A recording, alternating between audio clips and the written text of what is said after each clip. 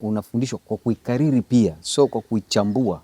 Yaani hata Qur'ani yenyewe unakaririshwa, na hata ile maana ya Qur'ani unakaririshwa pia. Kuna mambo mengine kwa kweli hata kwenye kamera hayafai kuyasema. Jinsi gani watoto wa Kiislamu wanaambiwa kuhusu Ukristo. Unaelewa? Kwa mfano, mara ya kwanza mimi naingia kanisani, niliingia kanisa Katoliki, ile kanisa la Chang'ombe pale. Nilikuwa na hofu nyingi sana kufuatana na kile ambacho tuliambiwa kuhusu nini kinatokea kanisani. Vitu vingine si vyema sana kuviweka wazi kwa sababu watu wanaweza wakafikiri na uchafua Uislamu, lakini watoto wa Kiislamu wanafundishwa dhidi wa maneno mabaya sana. Uislamu uliishia pale. Siku ile ndio Uislamu ulikufa moyoni mwangu. Kwanza nilielewa huyu Mungu wa Kristo kwanza anajua Kiswahili. Dua za Kiswahili, dua zozote ambazo ziko nje ya Kiarabu haziswihi. Kwa hiyo Uislamu, mimi wakati ule nilikuwa nimeuelewa Uislamu kama ni mateso. Sasa anaweza kaja akaanza kuwapiga bakora, ikitua kichwani, ikitua mgongoni, popote kule. Kichonifanya ni usome Uislamu ni kuthibitisha kile ninachokiamini. Kwa sababu kama ningerukuta kweli imani ya Kiislamu ni sahihi, ningerudi. Ukisema unamchukua Mungu wa kwenye Biblia, anayedhihirisha katika Biblia, ukamweka hapa kwa mujibu wa maandiko, ukamchukua Allah ukamweka hapa, hawa ni Mungu wawili tofauti kabisa. Ndani ya miaka 23 Muhammad alikuwa akija, ana ufunuo huu, anakuja amesema hiki, baadaye anakuja na badili. Katika Kiingereza inaitwa abrogation, yani kufuta aya hii inakuja na ifuta nyingine. Mtazamaji wa channel yetu, karibu tena. Tupo hapa na mmoja ya watu ambao walimu ambao wamekuwa wazuri kabisa kumfundisha Yesu Kristo, kutaka watu wajue kuhusiana na Yesu Kristo. Hii ni story itakuwa tofauti kidogo kwa sababu huyu ni ex-Muslim, huyu ni former Muslim ambaye yeye anasema anatamani kuwafundisha Waislamu wenzake kuhusiana na Yesu ili wawe wa Kristo. Hii habari ilinishtua sana kama mtu anayefanya comparative religions. Nikasema sio mbaya tukifanya kipindi tuelewe kwanza vizuri. Kwa sababu tumeshaona hoja zote za dini zote. Waislamu wakionyesha kwamba Ukristo sio dini, na Wakristo nao wakionyesha kwamba Uislamu ni dini lakini si dini ya Mungu. Kumekuwa na hoja mbalimbali kizani. Lakini sasa hapa tupo na mtu ambaye yeye amekuwa kwanza Muislamu lakini kwa leo ni Mkristo. Leo atatusaidia vizuri sana tuweze kuelewa hasa nini kweli yeye mwenzetu alielewa dini, amezielewa dini zote mbili, mpaka akasema anachagua dini hii ya Ukristo. Kwa hiyo karibu sana, na tegemea tuwe na kipindi kizuri sana. Mwalimu, kwanza habari ya leo? Karibu sana katika chaneli yetu ya Simulizi. Asante sana. Kwanza kabisa ningetamani ujitambulishe mwenyewe kidogo. Mimi najua tu kama wewe ni mwalimu ambaye unafundisha watu kuhusiana na Yesu Kristo, lakini natamani ujitambulishe mwenyewe. Nafahamika maarufu kama Amka. Amka. Na nina channel mbili, moja ipo katika YouTube na moja iko TikTok. Inafahamika hivyo kama Amka. Amka. Ndio. Sawa bwana. Sisi kwanza tunashukuru sana. Hebu kidogo kwanza tukujue historia yako kidogo, ilikuwaje kwaje wewe ukawa Muislamu tena baadaye ukawa Mkristo? Yaani inawezekanaje, ulitokaje hapo? Tujue kwanza tu, yani kwa kifupi kwanza kama overview. Kwa fupi mimi nimetoka katika familia ambayo baba yangu mimi ni Muislamu. Okay. Mama yangu ni Mkristo. Okay. Na katika jambo moja hapo ni la kipekee sana. Yeah. Baba yangu na mama yangu walifunga ndoa kanisani. Okay. Tena katika kanisa Katoliki. Bila baba yangu kuwa Mkristo. Okay. Baba yangu alibaki Muislamu, mama yangu akibaki Mkristo. Okay. Kwa hiyo baba yangu na mama yangu wana ndoa ya Kikristo ya Roman Catholic kabisa. Okay. Lakini katika kuzaliwa kwetu mimi na ndugu zangu, yeah, tulikuzwa katika Uislamu. Nimehudhuria madrasa. Okay. Lakini baadaye hapo katikati babangu na mamangu walitengana. Lakini kabla ya kutengana sisi tuliingia Ukristo kabla babangu na mamangu kutengana. Okay. Na safari yangu kuingia Ukristo ndio ilianzia hapo. Lakini kabla ya kuingia Ukristo, yeah, kuna mambo ambayo nikiwa madrasa yalikuwa yananitatiza. Okay. Lakini kabla hata anayokutatiza, natamani kwanza nijue kidogo, watu wanakuwa na maneno mengi. Hawa wanafundishwa hivi kuhusu madrasa, wanafundishwa labda kumchukia Yesu. Madrasa wanafundishwa hivi vitu vibaya kuhusiana na Ukristo. Mlikuwa mnajifunza nini madrasa? Madrasa zaidi kwanza ni kwenda kukariri Qur'ani. Unajua watu wanafikiri madrasa wanafunza Qur'ani. Hapana. Unakariri, ni kukariri tu. Utasoma tu tabati yada billahi wa tabba. Unakariri we, baadaye huko mbele ndio wanaanza kufundisha maana kile ulichokaririshwa. Okay. Hata ile maana yenyewe nao unafundishwa kwa kuikariri pia, sio kwa kuichambua. Unanielewa mpaka hapo? Hapo nakuelewa. Yaani hata Qur'ani yenyewe unakaririshwa. Okay. Na hata ile maana ya Qur'an unakaririshwa pia. Okay, kwamba hii ilivyosema hivi maana yake ni hii na inatakiwa ukariri kama ilivyo. Kwa hiyo hivyo ndivyo mfumo ulivyo. Kwa hiyo kwangu mimi katika ukiacha umeniuliza swali watu unasema kwamba Waislamu wanawafundisha watu kuwachukia Wakristo. Ni kweli kwa sababu nikiwa mdogo wakati huo nasoma niko madrasa. Kuna mambo mengine kwa kweli hata kwenye kamera hayafai kuyasema. Jinsi gani watoto wa Kiislamu wanaambiwa kuhusu Ukristo. Okay. Unaelewa? Kwa mfano, mara ya kwanza mimi naingia kanisani, niliingia kanisa Katoliki, ile kanisa la Chang'ombe pale. Okay. Umeelewa?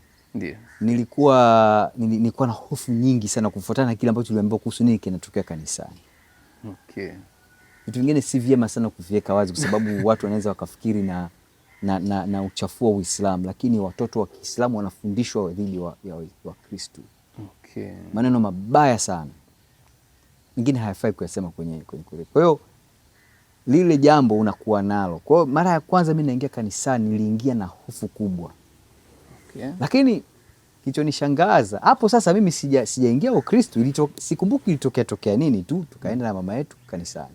Okay. Kikanishangaza, mbona kile ambacho nilikuwa naambiwa nini kinatokea kanisani hakipo? Sasa. Umenielewa? Ndio. Kwa hiyo nilikuwa niseme ni ile shock ya kwanza nilipata pale. Okay. Nyingine ikatokea bahati mbaya, unajua kwenye imani hakuna bahati mbaya. Ndio. Nitatumia lugha ya bahati mbaya kwa mtu ambaye anaangalia tu hivi video. Sasa. Lakini ikatokea nikaingia kwenye Sunday school. Nilishangaa sana. Watoto wana furaha. Kwa hiyo experience nilivyoona katika Sunday school na experience ya madras ilikuwa ni tofauti kubwa mno. Mfano, kwenye madras kuna vipigo kweli kweli. Okay. Unaona? Yaani nikisema vipigo ni vipigo kweli kweli. Sasa. Kwa hiyo nikaona mbona ile tofauti kwangu mimi ilikuwa ni kubwa sana. Okay. Unaona? Kwa hiyo pale sasa ndio safari yangu ya Ukristo ikaanza, lakini haikuwa ilianza rasmi hasa kuna siku moja ambako mama yetu alikuja kutoka kazini. Ndio. Akatuita mimi na mdogo wangu. Ndio. Mimi ni mkubwa kwetu, ni mzaliwa wa kwanza. Akatuita chumbani kwake, akatuambia tupige magoti. Ndio. Akasema tusali kwa namna yeye tufuatishe anavyosali. Ile sala sije kuisahau mpaka leo. Okay. Unanielewa? Ndio. Sasa mama yangu mimi ni mtu ambaye Kiswahili amejifunzia Tanzania. Umeona? Kwa hiyo akawa anatuambia tusali kwa Kiingereza na nitaisema yeye, akasema akatupigisha magoti, akasema God bless me, God bless Isa, mdogo wangu ananifuata anaitwa Isa. Ndio. God bless Isa, God bless baba, God bless mama, God bless bibi, God bless babu, God bless everybody. Okay. Mungu tunakushukuru kwa yote uliyotutendea leo na tusamehe makosa yetu. Amina. Uislamu uliishia pale. Siku ile ndio Uislamu ulikufa moyoni mwangu. Kwa sababu kadhaa. Kwanza nilielewa kumbe huyu Mungu wa Kristo kwanza anajua Kiswahili. Okay. Ukisema Mungu wa Kristo unajua Kiswahili unamaanisha nini? Kwa sababu tunajua hata Waislamu nao wanasali Kiswahili. Waislamu hawasali kwa Kiswahili. Okay. Hawasali kwa Kiswahili. Unaweza ukawakuta wanasema ibada ya wanafanya dua ya Kiswahili, lakini mara nyingi ile danganya toto. Dua za Kiswahili, dua zozote ambazo ziko nje ya Kiarabu haziswihi. Okay. Umenipata vizuri? Ni kama wanakuambia hata ukisoma Qur'an katika Kiswahili hupati thawabu. Kwa unalazimika kuisoma kwa Kiarabu ili upate thawabu. Kwa Muislamu ambaye anasoma dua kwa Kiswahili mara nyingi ni danganya toto niseme. Okay. Kwa kwanza nikashangaa kwamba huyu Mungu kumbe anajua Kiswahili. Hilo la kwanza. Lakini pili, huyu Mungu naweza kusali katika lugha ya kwangu na mweza kumuombea mtu ambaye mimi nampenda baba yangu na mama yangu. Ndio. Nawapenda wadogo zangu. Nampenda marehemu bibi yangu. Kwa bibi yangu akiwa hai. Ndio. Na God bless bibi, God bless babu. Nawapenda anko zangu, nawaombea. Kwangu mimi nilisema kumbe huyu Mungu naweza kuomba katika ile lugha ambayo mimi ninaielewa. Na katika namna naweza kwenda mbele za Mungu kuomba katika namna ambayo lugha yangu ipo, kwa namna ambayo nataka Mungu yani nasema nini, kwamba huyu Mungu ina maana anatega masikio yake, atanisikiliza vile mimi hisia zangu zinanipelekea kumwomba mbele zake. Okay. Safari ya Uislamu ilikomea siku ile. Na ndio maana hiyo sala sijai kuisahau. Ngoja kabla ya kwanza kusema safari ya Uislamu ilikomea siku hiyo, ndio labda ulikuwa kweli umeshauelewa Uislamu kwa siku hiyo? No, kwa wakati ule siwezi kusema kwamba nilielewa sana, lakini tayari unajua mambo ya kiroho watu wengi hawaelewi. Mambo ya kiroho huhitaji kuwa ndani sana. Okay. Conviction tunasema kwa Kiswahili, conviction inapokuja roho anakugusa tu katika namna ambayo unaona hiki kitu ni kipya, kina utofauti. Kwa hiyo Uislamu mimi wakati ule nilikuwa nimeuelewa Uislamu kama ni mateso. Ukisema mateso ni nini kilichopo? Kwa sababu sisi tunaonaga ni raha tu, vitu vingi vinavyofanyika ni vizuri. Sisi ambao tupo nje tupo ndani. Ni vizuri, sawa, ni vizuri, lakini kwa sababu ni wewe unaangalia picha ya nje. Nitakupa mfano. Kila nilipokuwa ikifika muda kwenda madrasa nilikuwa naumwa na tumbo. True story. Okay. Kila ilikuwa ikifika muda kwenda madrasa mimi nilikuwa naumwa na tumbo. Kisa? Sio kwamba nasema naumwa na tumbo. Hofu. Okay. Ya vipigo vya madrasa. Okay. Kwa mfano, tulikuwa tunafundisha mimi na tulikuwa tuna mwalimu wa madrasa ambaye alikuwa ni private kabisa. Mama yangu amemtafuta. Wakati wa mamangu mimi alikuwa ni muumini yule wa kwenda kanisani mara 2 au 3 kwa mwaka. Atakwenda labda Christmas, atakwenda labda Pasaka, labda itokee jambo fulani. Hakuwa mtu yule wa kwenda kanisani kila Jumapili wakati huo. Sasa hivi mama yangu ni mtu mmoja mcha Mungu sana. Kwa hiyo sasa ni kwamba yule mama alikuwa akitufundisha Qur'an nyumbani kwake. Kwa hiyo kuna wakati unapigwa na rula mpaka vidole vinavimba ili ukariri. Okay. Tukatoka hapo tukaenda katika madrasa ambayo ni kubwa zaidi, sehemu fulani Temeke Mikoroshini. Ndio. Umenielewa? Ndio. Kwa hiyo mnaweza kuwa mnakaa mnadurusu, mnasoma Qur'an. Sasa mmekaa unadurusu, unasoma, unakariri, mtoto anachoka. Ustadhi anaweza kaja akaanza kuwapiga bakora, ikitua kichwani, ikitua mgongoni, popote kule. Kwa hiyo kuna vipigo kweli kweli. Sasa kwangu mimi ile kwa inanitatiza. Kwa hiyo mimi nilikuwa naona kabisa kwenda kusoma Qur'an ni mateso. Huyu Mungu ni mateso. Okay. Unanielewa? Hata kwa mfano nakumbuka mara ya kwanza nilifunga Ramadhani, nilipata shida sana. Kasema sasa hii ni nini? Yaani kuna vitu mimi kama Mkristo nafunga. Ndio. Hata watoto wangu wanafunga. Lakini sijawahi kuwalazimisha watoto wangu kufunga. Unawafundisha. Mfano na mtoto mimi ana miaka 12. Ndio. Naanza naye polepole. Labda funga masaa mpaka saa 6 mchana. Umeelewa? So wakati tunaamini sadaka ni pale ambapo unakwenda mpaka unaona mwili wako, unaona umetoa kitu fulani katika nafsi yako. Katika Uislamu hauko hivyo. Okay. Ni sheria. Kwa hiyo nikiwa mdogo nafungishwa mpaka saa 12 jioni, sina nguvu. Kwa hiyo haya ni mambo, lakini baadaye hapa baada ya kuwa Mkristo kweli kweli ndio nikaanza kuusoma Uislamu sasa rasmi. Okay. Nini sasa kilikuvutia tena? Huko umeshatoka tena ukaanza tena kutaka kuelewa kuhusiana tena na Uislamu. Na kumbuka nikisoma Biblia wana wa Israeli waliambiwa watakapoingia kwenye nchi hiyo ya ahadi wasiulize kuhusu miungu ya pale, wasiulize wanaabudu vipi. Wao hawatakiwi wajue chochote, waendelee tu na Mungu wao. Wewe umeshafikia kwenye Ukristo, ilikuwaje tena ukavutiwa uanze kusoma kuhusu Uislamu? Kwa sababu baada nimekuambia kwamba wakati huo sisi tulivyokuwa Waislamu, baada ya ile mama yetu kutuambia tusali naye, tukaanza kwenda kanisani. Kwa mimi Ukristo ulinivutia sana. Sasa unanielewa? Ndio. Kwa hiyo tukaanza kwenda kanisani. Na kuanzia pale mimi nilikubali Ukristo nikiwa kijana mdogo sana. Okay. Kwa hiyo ile tofauti mimi nilimkiri Kristo pale kuanzia pale. Kwa hiyo nikabatizwa. Kwa hiyo baada ya baba yetu katoa sasa ilitokea ni kwamba baadaye baba yangu na mamangu wakatengana. Ndio. Katika kutengana kule baba yetu akaja kujua kwamba sisi tumebatizwa. Vita ikaanza. Babangu mimi katika maisha yangu yote nikikua, hata wakati nasoma madrasa. Ndio. Madrasa alikuwa akituandikisha madrasa, alikuwa ni mama yetu, hakuwa baba yetu. Okay. Umeelewa? Ndio. Lakini sikuwahi kumuona baba yangu akifunga, sikuwahi kumuona baba yangu akisali. Okay. Lakini ukitaka kujua haya ni mambo ya rohoni, ni mtu ambaye unaweza kumuita Muislamu jina, lakini mara tulivyoamua kuwa Wakristo, vita ya kiroho ikaanza. Okay. Kubwa sana. Kubwa mno, yani ilikuwa ni vita kubwa, na hiyo vita haijai kuisha mpaka leo. Okay. Umenielewa? Ndio.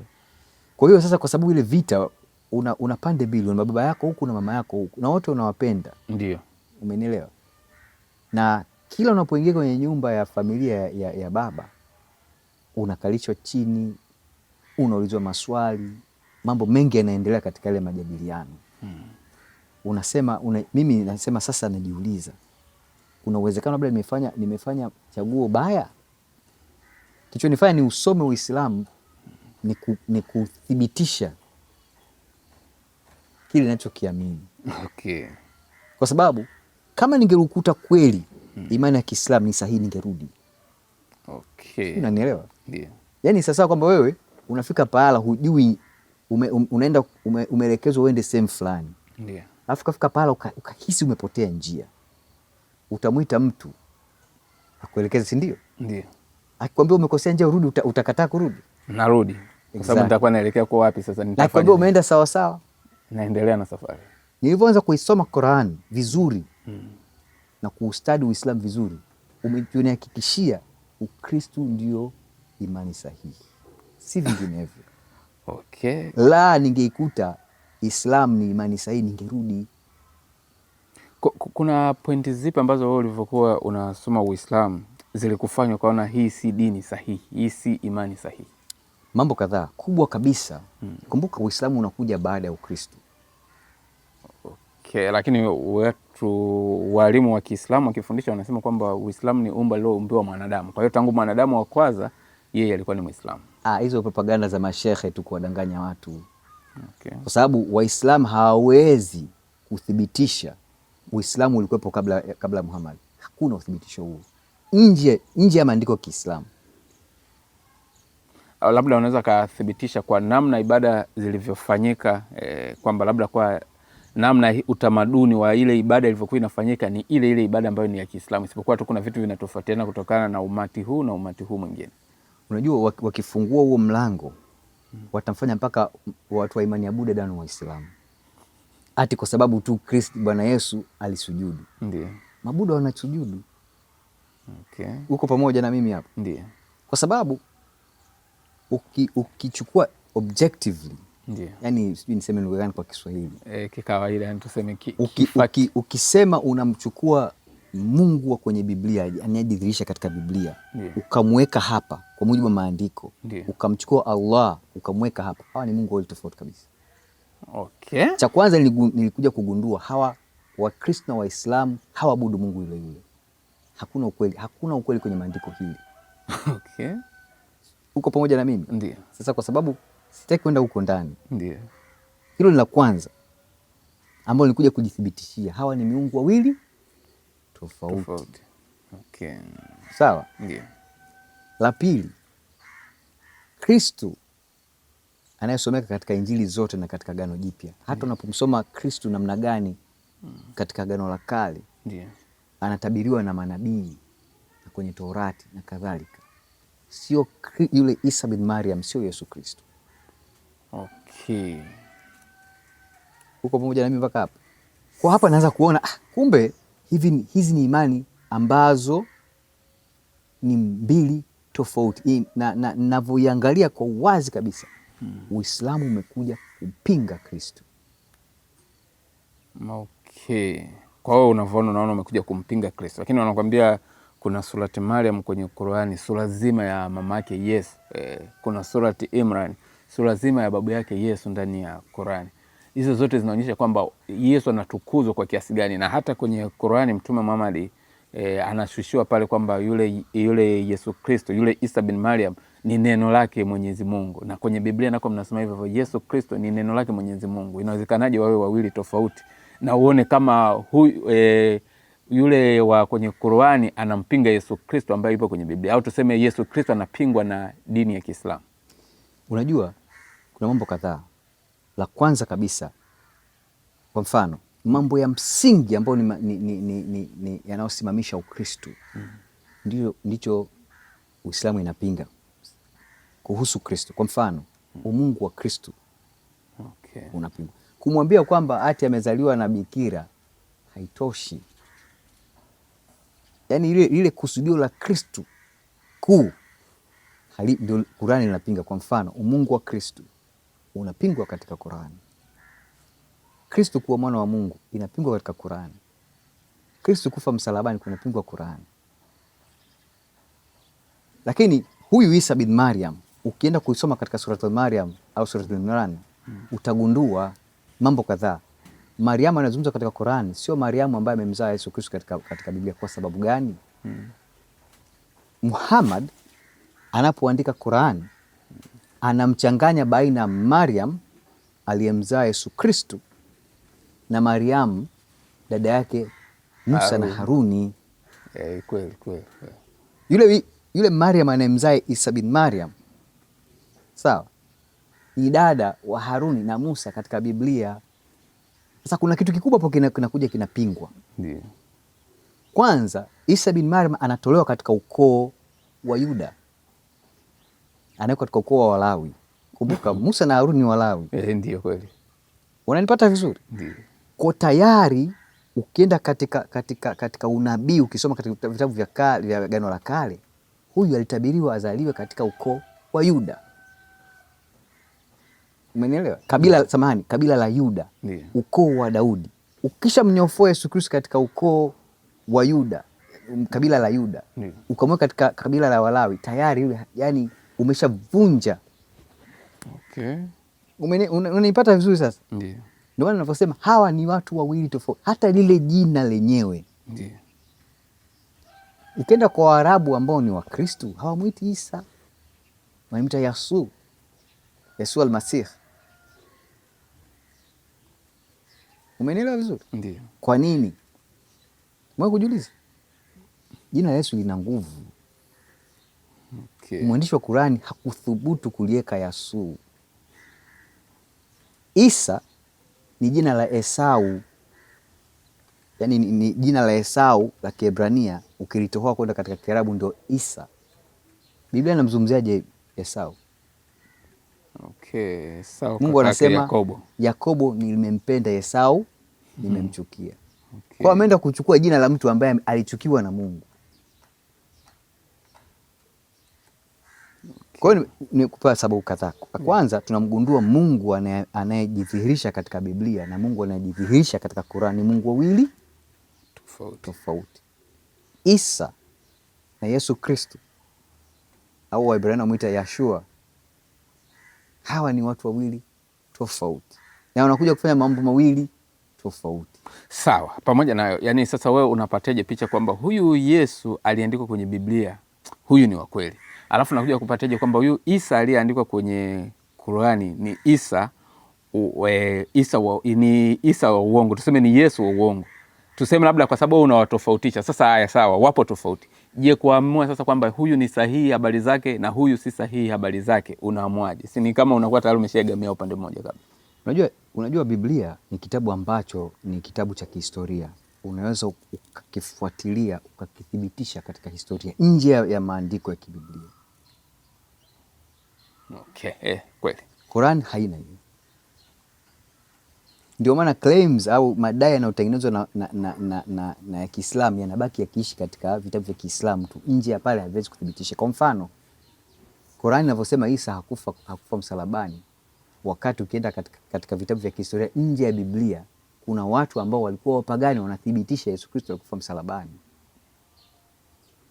Lakini wanatoa sababu pale kwamba walibabaishiwa mtu mwingine. Kwa hiyo hata watu waliona pale wanaona anayekufa ni Yesu, lakini ilikuwa ni kama kimefanyika kiini macho. Kwa maana ambayo huwa na Waislamu wakiongea ni kwamba walibabaishwa mtu mwingine aletwe pale, wakaona huyu ni Yesu, wakaenda mpaka wakamsulubisha, wakamuua, wakifikiri wanamuua Yesu, lakini hawakumuua Yesu.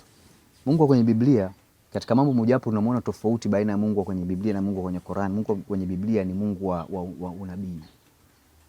Hawezi kutoa unabii afu asiutekeleze. Anasema mimi ni Mungu ambaye natangaza mwisho huku mwanzoni. Kufa Kristo alisema, manabii wanaandika, Isaya anaandika, Yeremia anaandika, Musa anamzungumzia, na mwingine mtu kama Ezekiel na wengine wanaandika. Hawa wanaishi mamia na wengine zaidi ya mwaka 1500 wanamwandika Kristo. Ule unabii unakuja kutekelezeka. Sio huo tu, kuna nabii zisizopungua 200 Bwana Yesu Kristo anazitekeleza, zinathibitika kwa yeye kuja.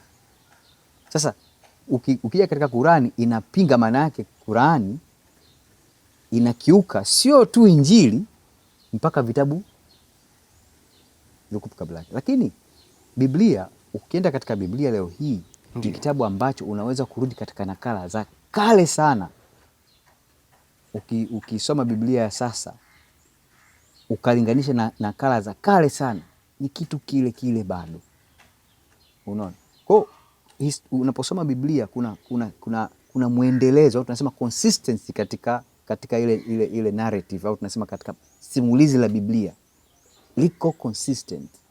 Haiwezekani kwamba Qurani ije ipinge kitu ambacho kimejithibitisha tena na ukumbuke hawa waandishi walikuwa ni tofauti sana. Kuna waandishi zaidi ya 40 wa Biblia. Umeelewa? Na wametoka katika mazingira tofauti, wengine wafalme, wengine wavua samaki. Unaelewa? Ndio. Wengine walikuwa ni washairi.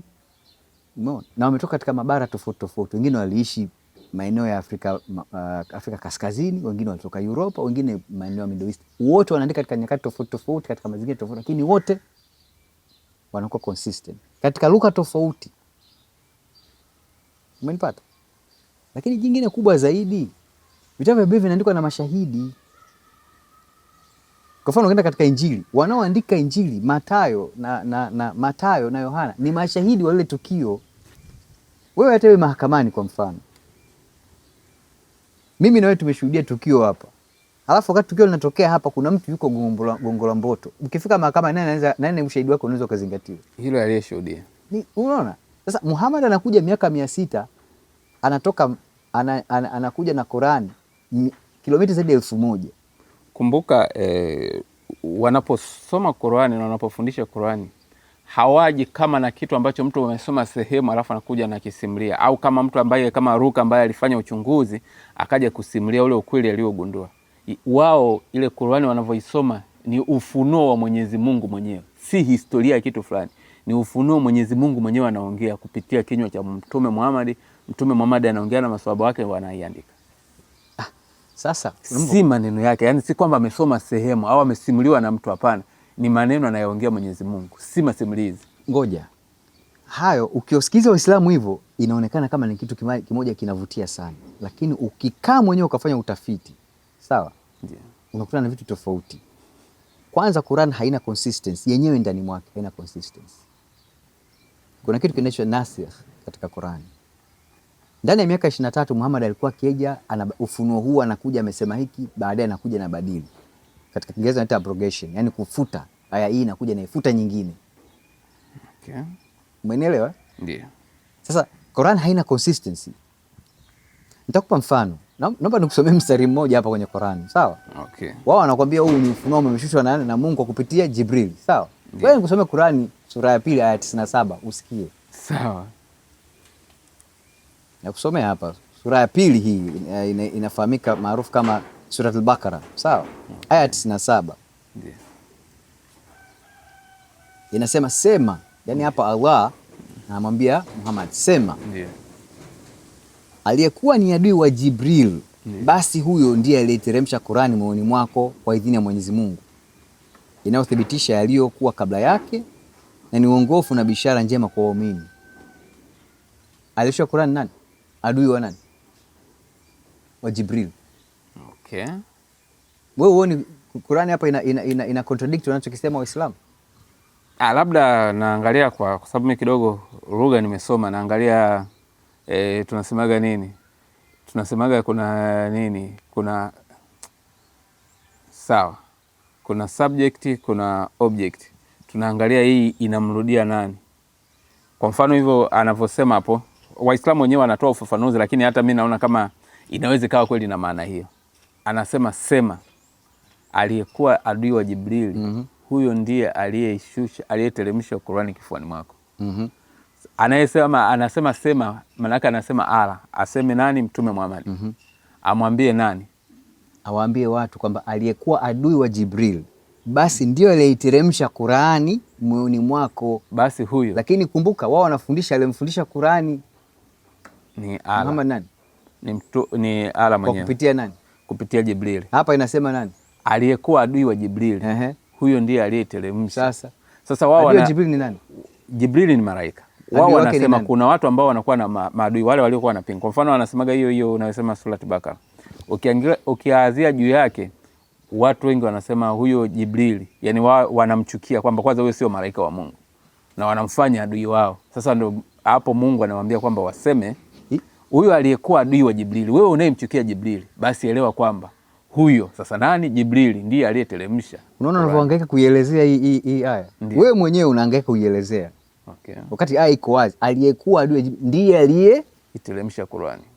Aliyekuwa adui wa Jibril ndiye aliyeiteremsha Qur'ani. Yaani aya lakini hapa kuna neno basi huyo ndiye, au sio hivyo? Au hajaandikwa hivyo? Sikiliza vizuri, naisoma tena. Basi huyo ndiye aliyeteremsha. Sema ndiye aliyekuwa ni adui wa Jibrili. Basi ndiye. Huyu ni adui wa nani? Adui wa Jibrili. Okay. Anayezungumziwa hapa nani? Huyu adui wa Jibrili ndiye aliyeshusha. Okay. Na ziko aya nyingi. Sawa. Nitakupa mfano. Ndiyo. Ukienda kwenye Qur'an sura 92 mstari wa kwanza, aya ya kwanza mpaka ya 3, unamuona Allah anaapa kwa Mungu aliumba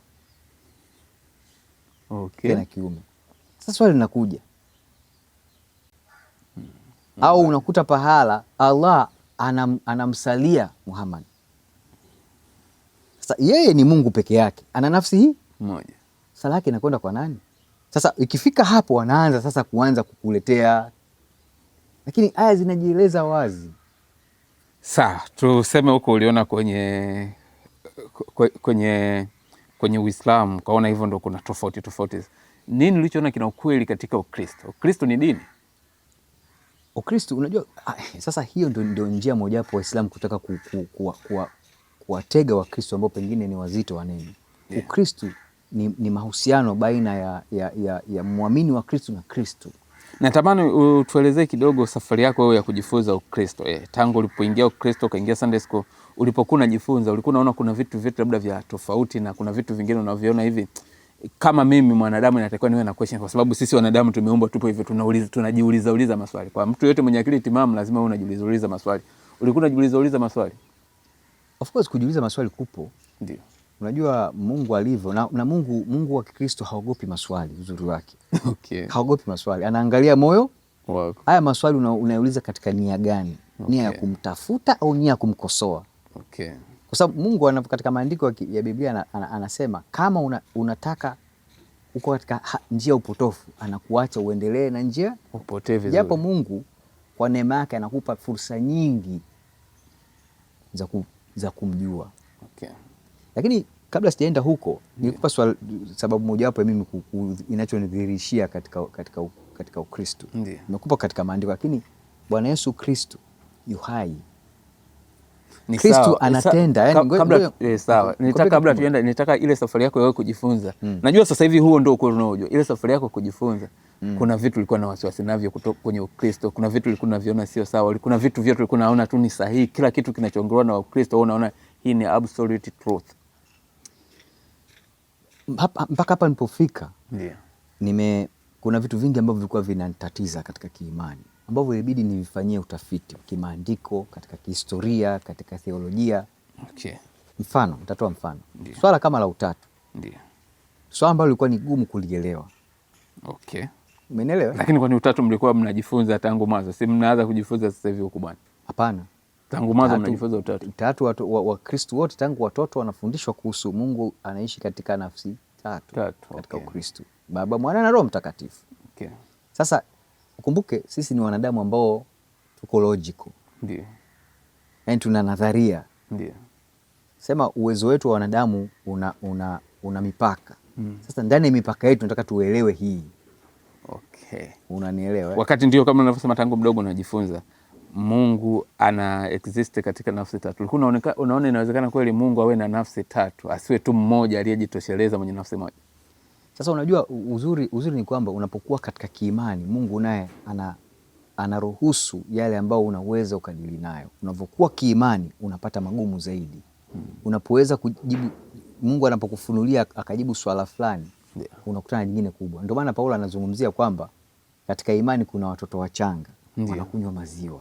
Sasa umenielewa? Ndiyo. Mungu katika hali ile hakuletei magumu ya levu ya kula nyama. Okay. Ukishapita katika kipindi cha kula maziwa utahamia katika kipindi cha kula nyama, vitu vigumu. Okay. Na ukuaji wangu wa Kristo umekwenda katika namna hiyo hiyo. Kwa sababu nikiwa mdogo utatu haukunisumbua. Okay. Kwa sababu gani? Mungu nilimjua nikiwa mdogo, nilimshuhudia Mungu wa upendo. Kwa hiyo mimi ndio tu nikitafuta. Kwa hiyo nilivyoona huyu ni Mungu kwanza ni mwenye upendo. Mungu ajidhihirisha kwa kuonyesha upendo wake, kuonyesha jinsi gani Mungu wa kule hana upendo. Kwa nini unasema Mungu wa kule hana upendo? Ulifundishwa nini cha Mungu wa kule? Nilipokuwa napigwa bakora na rula. Ulikuwa unaona kama huyu ni Mungu ndo ananipiga. Sio Mungu yani Mungu huyu anataka ujifunze kuhusu yeye kwa kupitia mateso na mahangaiko. Kwa mimi sikuweza kuelewa, yani Mungu gani kama Mungu mbona sio unanielewa? Okay. Yani kama Mungu ni Mungu wa upendo, kwa nini anataka tujifunze imani yake kwa mateso na fimbo? Umeelewa? Au Mungu kama kweli ameumba mwanadamu mwenye lugha tofauti, kwa nini anataka tujifunze tu lugha moja? Manake kuna kuwa na limitation namna gani naweza kuwa na mahusiano na huyu Mungu. Sasa unakuwa na Mungu ambaye huwezi kuhusiana naye, huwezi kuzungumza naye katika lugha yako ambayo unaifahamu. Nikaona huyu Mungu huyu hana upendo. Kwenda kule nakuta ile ni nafsi yangu katika umri ule inaitafuta, nikalipata jibu. Sasa napoenda kuwa mkubwa naanza kukutana na utatu sasa katika akili ya kikubwa. Mungu ameshanivusha katika kunywa maziwa. Ameniingiza katika kula nyama, chakula kigumu. Ndiyo. Anaanza kuniongoza kuuelewa utatu. Wakati ukiwa Muislamu ulibahatika kujua kwamba Mungu ni mmoja tu?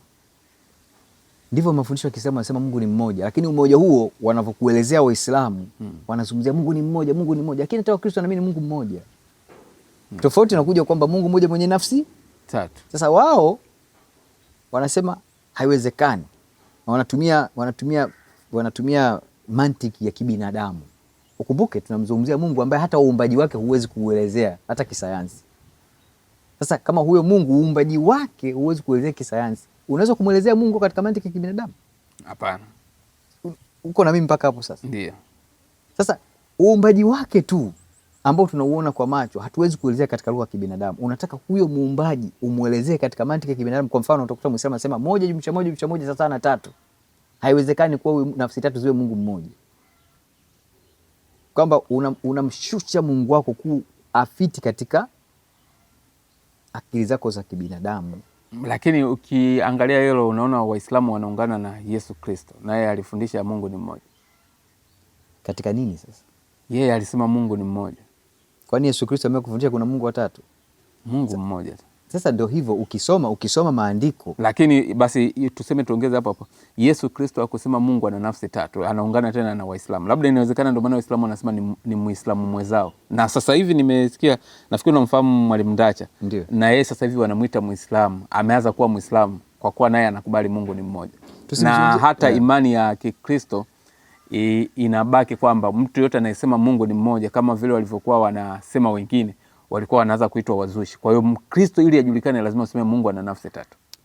Labda unajua mwisho wa siku ukienda katika maandiko objectively ukayasoma vizuri. Bwana Yesu mwenyewe alifundisha utatu. Kwa mfano, baada ya Bwana Yesu kufufuka. Ndiyo. Sawa? Baada ya Bwana Yesu kufufuka, kusoma Mathayo sura 28. Ndiyo. Nafikiri mstari wa 19 anasema nendeni mkawabatize mkawafanye watu wote mataifa kuwa wanafunzi wao. Labda ni usome kwanza tu, usome. Kuwabatiza kwa jina la Baba, Mwana na Roho Mtakatifu. Anasema kwa jina. Ndio. Kumbuka huyu Mungu ana jina. Okay. Na jina lake anasema ni la milele. Ukienda katika Agano la Kale, nafikiri Kutoka sura ya 3 na sura ya 6 anajitambulisha huyu Mungu kwa jina lake. Jina lake Yehova. Okay. Actually ukienda katika Kiebrania jina lake ni herufi 4. Yahavaha. Ndio jina lake la milele, ambaye jina hili Roho wa Mungu jina lake ni Yahwe. Neno wa Mungu jina lake ni Yahwe. Baba jina lake ni Yahwe. Kwa anasema kwa jina la Baba na Mwana na Roho Mtakatifu. Okay. Waislamu hawamwiti Mungu Baba moja kwa moja. Wakristo wanamwita Mungu Baba. Wewe kwako Mungu ni nani? Kwangu mimi Mungu ndio sababu ya uwepo wangu. Okay. Mungu ndio sababu ya uwepo wangu. Utambulisho wangu mimi unatoka kwake. Okay. Hilo ni swali ambalo lina namna nyingi ya kulipa, lakini ukiniuliza kwa moja hapa, Mungu mimi ndio sababu ya uwepo wangu. Okay. Okay. Na hapa kwenye wao wanaosema kwa mfano Waislamu wanasema Mungu si baba, yani Mungu hafananishiki kwa chochote. Alafu kuna baadhi ya Wakristo wanasema Mungu ni baba. Unaona wapi wapo sahihi? Ndio maana Allah hana upendo, kwa sababu sifa kubwa mojawapo katika mantiki ya kibinadamu tu ubaba ni sifa moja kubwa sana. Okay. Mungu kwenye Biblia anajidhihirisha kama baba, na katika vitu ambavyo Allah hataki kuitwa kabisa, hataki kuitwa baba. Sio yeye tu, anamwambia mpaka Muhammad naye yeye si baba wa yoyote. Lakini tena unakutana na Wakristo kama wewe ambao wanasema Mungu ni Baba, Mwana na Roho Mtakatifu. Sasa kuna wale wanaosema Mungu ni baba. Hata Biblia nafikiri inaunga mkono kwetu sisi Mungu ni mmoja aliye baba. Lakini unakutana na Wakristo tena wengine kama wewe au kama nafikiri Wakristo karibu wote wa Jumapili wanasema Mungu ni Baba, Mwana na Roho Mtakatifu kiwemo wewe. Unajua Bwana Yesu naye anatuita sisi wanawe. Unajua hilo? Ndio najua. Bwana Yesu anatuita sisi wanawe. Kwa mfano, wakati ana kwenda kumponya mama yake, mkwe wake Petro, alimwitaje Petro? Anafikiri alimwita mwanangu. Lakini Petro alikuwa ni mkubwa kiumri. Na kuna mifano mingi. Hata wakati Bwana Yesu anamshusha yule kijana kupitia kwenye dari, alikuwa amepooza, alimwita mwanangu. Ukienda katika Ufunuo sura ya 21 nafikiri kuanzia mstari wa 6 mpaka wa 7 anasema mimi nitakuwa Mungu wao nao watakuwa wanangu. Katika Godhead yule Mungu Yahwe sisi ni wanawe. Ndio maana Bwana Yesu anatumia hiyo lugha. Anatumia lugha mara kadhaa, anawaita watu wengine mwanangu. Mwanangu jipe moyo. Sawa sawa. Unaona? Kwa hiyo lakini Kristo, katika hiyo Biblia uliyowahi kusoma kuhusiana na Kristo, kuhusiana na Yesu, hujaona sehemu yote akiitwa baba au umewahi kuona sehemu anaitwa baba? Nafikiri huyo Yawe ukimsoma utaona kuna sehemu nyingi ameitwa baba na watu, na hata Yesu mwenyewe amemwita baba, lakini kuna sehemu yote umewahi kuona Yesu ameitwa baba. Sasa Kristo akikuita wewe mwanangu, wewe unakuwa nani kwake? Kuna lugha moja watu wanashindwa kuelewa. Kristo wakati ameshatoa mwili anakuwa na asili zote mbili. Kuna wakati Kristo anazungumza katika asili yake ya wanadamu. Okay. Anazungumza kama mwanadamu ambaye amekuja katika kusudio la kukomboa wanadamu. Okay. Unaposoma Biblia lazima hilo ulielewe. Okay. Uangalie hapa Bwana Yesu anazungumza katika asili gani. Ndio maana unamwona pale katika asili ambayo Bwana Yesu anazungumza kama Mungu. Ndio. Anatumia neno mwanangu. Kwa mfano anapomwambia yule kijana aliyoshushwa katika dari, mwanangu jipe moyo, umesamehewa dhambi zako. Anazungumza kama Mungu kwa sababu ndio mwenye mamlaka kusamehe dhambi, anakuwa mwanawe. Bwana Yesu anapochukua nafasi ya mkombozi anasema mimi nimewaita rafiki zangu kwa yote niliyosikia kwa baba yangu. Alafu watu hawaelewi kwa nini Bwana Yesu ana Mungu. Ukienda kusoma katika Agano la Kale, Mungu anasema mimi ni Mungu wa kila wenye mwili. Kristo neno wa Mungu anapotoa mwili tu, Mungu havunji kanuni zake. Anapokuwa katika mwili tayari anakuwa na Mungu baba yake. Akiwa hayupo katika mwili, wakati nazungumzia wakati huo akiwa katika mwili. Akiwa hana mwili. Sasa hivi akiwa hana mwili hamwiti Mungu baba. Mpaka sasa nao ule mwili. Lakini sasa si mwili aliupata kwa Mariamu. Ndio. Kabla sasa ya kwa Mariamu, maana yake alikuwa hamwiti Mungu baba.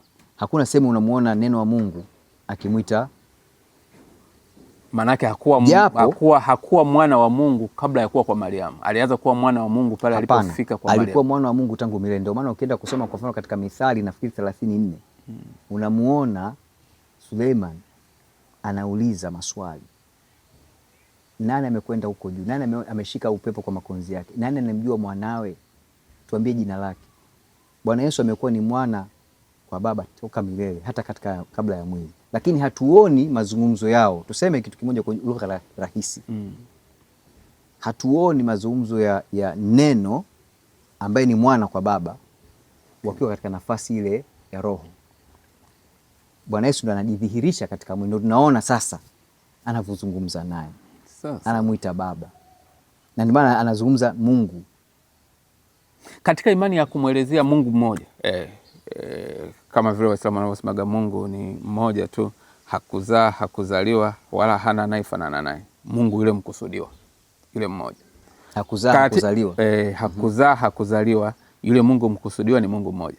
Na ile imani ya mtu kama Yesu Kristo ambaye naye anasema Mungu ni mmoja, au ile ambayo nafikiri ni Paulo anaandika kwamba Mungu ni mmoja aliye Baba, na hii ambayo ya kuelezea Mungu ni mmoja lakini ana nafsi tatu, nafikiri ipi ni rahisi kueleweka?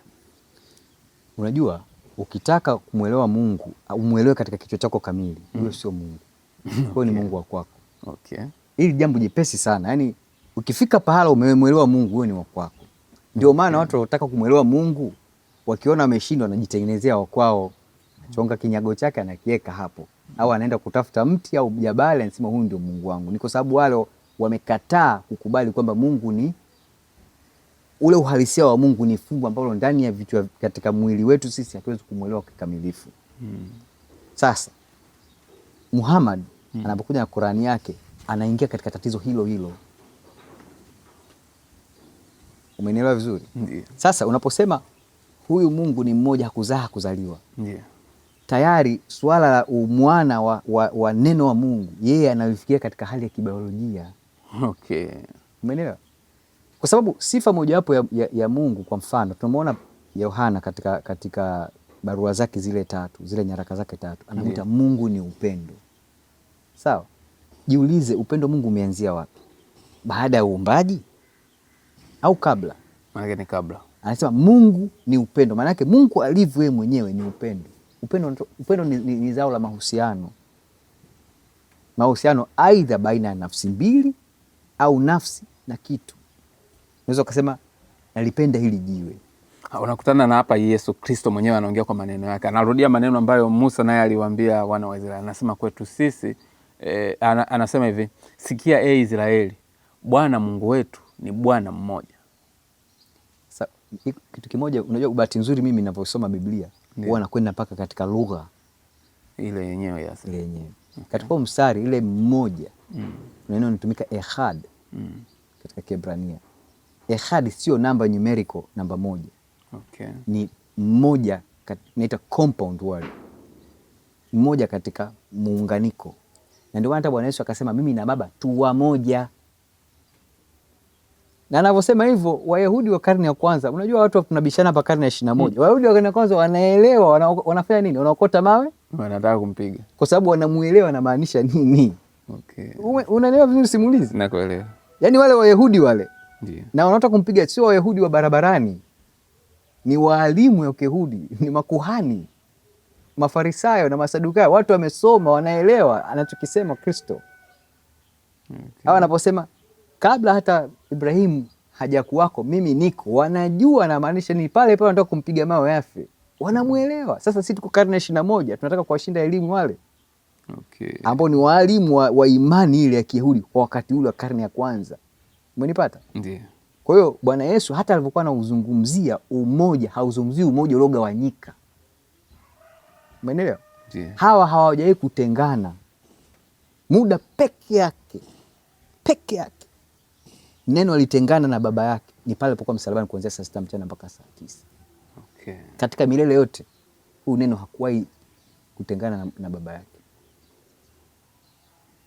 Na ndio maana jua lilizimika, mwezi ukazimika, nchi ikatetemeka, kwa sababu hawa toka milele hawajawahi kutengana. Masaa haya 3. Wewe uliona uumbaji wako ulivyopata shida. Umenielewa vizuri? Okay. Nataka natumia lugha nyepesi ambao sijui mtu ambaye anasikiliza hii video apate kufahamu. Hivi vitu vingine utakienda soma hiyo. Hizi ndio tafakari ambazo mimi nimezifanya. Unasoma unaanza kupata tafakari. Okay, unaanza kuelewa hapa. Umeelewa? Kwa hiyo hata Bwana Yesu mwenyewe anapozungumzia Baba yake, anapozungumzia mimi na Baba tu wamoja. Okay, wewe kama mtu ambaye ulikuwa tayari Muislamu, umekuwa kwenye Uislamu, umekuja kwenye Ukristo, maana ume-experience Uislamu kidogo, ume-experience Ukristo sana. Huwa unafanya juhudi zozote kuhakikisha kwamba hata wale Waislamu nao wanakuja kupata mtazamo kama ikiwezekana nao wamfuate Yesu Kristo, kama ulivyosema wewe kwa ile imani unaona inampinga Kristo, wasiendelee kumpinga Yesu Kristo? Unajua swala hapa kwangu mimi swala sio ushabiki. Ndio maana na channel hizi mbili, Amka iko YouTube na TikTok, kufundisha, kuwafunua macho, kwa sababu tuna maisha baada ya maisha mwilini. Sawa. Na maisha ya rohoni yale ni maisha ya milele. Milele sio mchezo. Niona unasoma pahala wanasema hata shetani anamwamini Mungu na anatetemeka. Kinachotetemesha ni nini? Ni ukuu wa Mungu na ile hukumu ambayo tayari amesha ingia. Sasa kama shetani anatetemeka, sisi leo tukae tu, mimi binafsi hamu yangu ni kuelewa ukweli wa maandiko na kuelewa habari ya Kristo. Nilikuwa kuna moyo kwa nataka nikuambie. Kwa mfano kwangu mimi, mbali ya maandiko, Yesu Kristo amejidhihirisha maishani mwangu kwa namna nyingi. Ukiacha haya ambayo tunayasoma sasa, yeye mwenyewe kabisa. Okay. Amejidhihirisha kwa namna nyingi sana maishani mwangu. Kwa mfano, Kristo anawaambia mitume, anawapa amri ya kwenda kuponya, amri ya kufukuza pepo, nafanya mambo mengine kama hayo. Nimeyashuhudia hayo mbali ya kuhadithiwa. Nitakupa mfano. Mimi siku moja nilikuwa naumwa na nitakiwa niende kufanywa surgery. Ndio. Nakumbuka siku hiyo nimekwenda kwa daktari Jumamosi, akanipangia Jumamosi ijayo ndo nitakufanyia surgery. Nilikuwa naumwa kweli kweli, kukaa shida, hata kitandani kulala kugeuka ni shida, na maumivu makali. Maumivu yalikuwa nayo muda mrefu sana. Okay. Kwa hiyo nikawa nimeandikiwa Jumamosi niende kwenye surgery Aga Khan. Okay. Jumatano nikaenda kuonana na padri mmoja, na wala sikuenda kuomba muujiza. Mimi sikuwa, yani katika akili yangu, katika ule mkutano ule padri, haikuwa kwenda kutafuta muujiza. Tulikuwa na mazungumzo mengine kabisa. Lakini katika ule mkutano mwishoni nikamwambia yule padri, Jumamosi ijayo, hapo niko Jumatano hapo. Ndio. Jumamosi ijayo nakwenda hospitali kwenye operation. Okay. Naomba uniombee. Mimi namuomba aniombee operation iende vizuri. Simulizi. Niliamka asubuhi Alhamisi nimepona. Kwanza nilivyoshtuka kitandani, kukaa ghafla, mbona nilishtuka kwa sababu nilivyoamka nikakaa, nikashtuka, mbona nimeweza kukaa haraka sana. Okay. Sasa Kristo ambaye jana yake nimeombewa, nimeamka Alhamisi asubuhi, nimepona katika mazingira ambayo katika fikra yangu siwezi kuyaelezea. Wewe unataka Mungu anifanyie nini tena mpaka nimwamini? Yaani unanielewa? Okay. Kwa nikizungumzia miujiza, mimi sizungumzia ambao nimehadithiwa, na nakupa mfano mmoja wa kwangu mwenyewe binafsi. Okay. Mbali ambao nimeona watu ambao nawafahamu wamefanya miujiza. Na miujiza mingine, unajua miujiza watu wanafikiri lazima Kikwete asimame atembee. Mungu analeta miujiza mingi sana katika maisha yetu, hata ya kwangu mingi sana. Kuna mambo mengine impossible namuomba na yapata. Lakini kubwa kuliko lote ni amani ya moyo wangu na furaha ambayo ninao ndani ya Kristo. Na ndio kubwa kuliko lote. Okay. Umeona? So kimsingi kwangu mimi Yesu Kristo au Mungu huyu anayejidhihirisha katika Biblia ni Mungu ambaye ni wa kweli, kwa sababu yu hai na ahadi zake ni za kweli, anazitekeleza kama alivyonitekelezea mimi. Ndio. Umeona? Sasa hamu yangu ni hawa wenzangu Waislamu nao wapate kufahamu haya mambo, wapate kuamini, lakini zaidi sana yale maisha ya milele, kwa sababu Mungu amejidhihirisha katika namna hii. Ninaamini pasina shaka ni njia ya kwenda mbinguni ni moja tu. Bwana Yesu anasema ni yeye. Okay, kuna hii conversion kwamba nakuta Mkristo kawa Muislamu, Muislamu kawa Mkristo. Wewe umezaliwa ukiwa Muislamu, baadaye ukaja kuwa Mkristo. Na kuna watu wanazaliwa wakiwa Wakristo, wanaielewa kabisa dini, baadaye wanatoka kwenye Ukristo, tumejua kwamba hiyo dini ni ya uongo, tunaingia katika Uislamu. Nafikiri sasa kwa wewe, kwa upande wa Ukristo, kuna shida gani watu wanaiona kwenye Ukristo wanaamua kwenda kwenye Uislamu? Biblia inaelezea wazi. Nafikiri katika mojawapo ya barua, sikumbuki sawa, ningekuwa na nafasi ningeitafuta. Anasema wale wanaotoka hawakuwa wa kwetu tokea mwanzo. Na mtu alizaliwa hawakuwa. Sasa kuzaliwa, unajua kitu kingine hicho ndio shida ambayo. Unajua Uislamu unazaliwa Muislamu. Hakuna mtu anazaliwa Mkristo. Okay, kweli. Ndio maana Kristo anataka umkiri. Kweli, hakuna mtu. Uamini moyoni mwako kwanza. Safari ya Ukristo inaanzia hapo. Uamini moyoni mwako kwanza, kisha ukiri kwa mdomo wako. Ndio Ukristo unaanza pale. Sawa sawa, kweli hilo najua. Hata uwepo kanisani miaka yote, kama wewe sio Mkristo sio Mkristo na utakuwepo pale, utakuwa unashirikiana na watu. Na ndio maana Bwana Yesu anasema wazi, njia ya kwenda mbinguni nyembamba, kwa sababu wachache wanaiona, wanaifuata. Kadhalika ndio unaona pale anaanza kuwabagua pale kondoo na mbuzi. Anachobagua pale Bwana Yesu habagui wanadamu wote, anabagua Wakristo waliokuwa kondoo na waliokuwa mbuzi. Kasome vizuri hayo maandiko.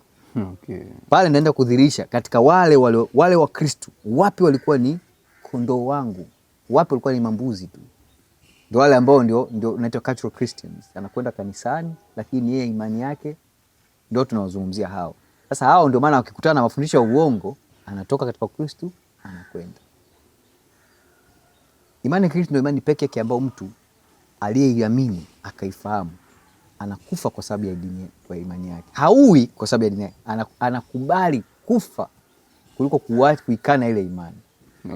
Hakuna imani nyingine ina mafundisho hayo. Islamu inafundisha uue kwa ajili ya Islamu. Ukristo uko tayari kufa kwa ajili ya imani yako. Na ndicho ambacho Bwana Yesu alikifanya pale msalabani. Sawa. Bwana, mimi nikushukuru sana. Kama labda na la ziada tumalize kipindi. Mimi niseme tu kwa ndugu zangu Waislamu ambao mnaangalia video hii, muhimu kuliko yote wasome. Unajua siku hizi kwamba tuna smartphone. Kama unaogopa kuwa na Biblia nyumbani kwako, utaonekana labda baba yako, mama yako, mkeo, mumeo au ndugu zako ukiwa umeshika Biblia, i-download. Kwani Waislamu wanazuiliwa kuwa na Biblia? Sio naruhusiwa? Unajua hizo ni nadharia ambazo nakwambia hawaruhusiwi kuwa nayo. Hizo ni nadharia. Unajua ukiongea nao hivi utapewa nadharia, lakini nenda practically hairuhusiwi kuwa nayo. Kwa sababu hata nchi nyingi za Kiislamu Biblia ni marufuku kwao. Iran kwa mfano, Biblia ni marufuku. Kuna ministry za Kikristo zinasmago Biblia kwenda ndani ya Iran. Acha nchi za Kiislamu. North Korea, Biblia ni marufuku. China, Biblia haiuzi huru. Kwa sio kila sehemu Biblia ni, na ndio kitabu pekee yake ambacho kinapigwa vita, na ndio dini pekee yake ambayo inapigwa vita kila sehemu. Ndio imani pekee yake ambayo inapigwa vita kila sehemu. Sio kwamba Uislamu ndio unapigwa sana vita. Hakuna, sio kweli. Nionyeshe nchi ambayo imezuia misikiti sijengwe kwao. Mimi nitakuonyesha nchi zilizopungua 10 ambazo kujenga makanisa ni shida. Nafikiri wamezuia Vatican. Sina uhakika na kitu kama hicho. Sasa Vatican kile, unajua ukizungumzia nchi Vatican ina ukubwa gani? Vatican ina ukubwa gani? As a matter of fact, juzi hapa nafikiri miezi kadhaa iliyopita wameruhusu katika library yao Waislamu wawe na chumba cha kusalia.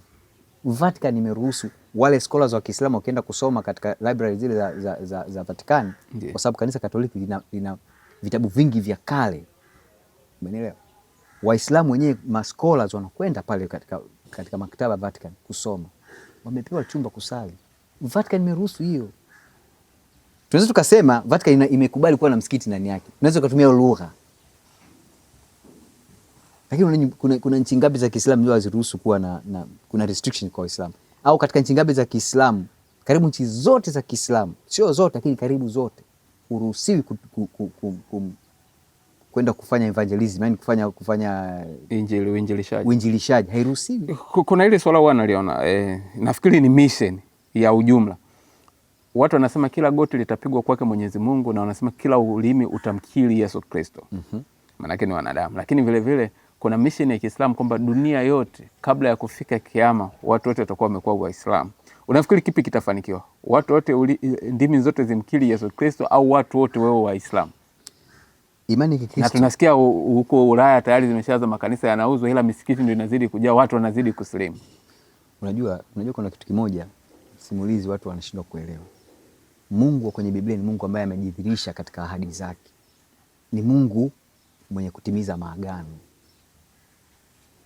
Ni Mungu mwenye kutimiza nabii zake. Kama alitimiza yote yale, imebaki hili, hakika hili litatimia. Mungu wa Kiislamu hajaje kujidhihirisha popote pale. Muhammad mmoja hata kumsikia hajaje kumsikia. Hata leo hii hakuna Muislamu ambaye amewahi kusikia sauti ya Allah. Hakuna. Na ndio maana wao ukiona mambo yakiwa magumu wanakimbilia wapi? Wao una interview watu wengi sana, wanakimbilia kwa majini. Mkristo mwenye imani anakimbia kwa nani? Kwa Yesu Kristo. basi jibu nalo. Sawa kabisa jamani. Tulikuwa na Amka hapa, mmoja wa watu ambao waliwahi kuwa Waislamu lakini leo ni Mkristo na anamhubiri Yesu Kristo kwa Waislamu na nafikiri na kwa watu wote. Kwa hiyo mnaweza mkamfuata kwenye mitandao yake kwa majina hayo ya Amka, mtampata. Asanteni sana.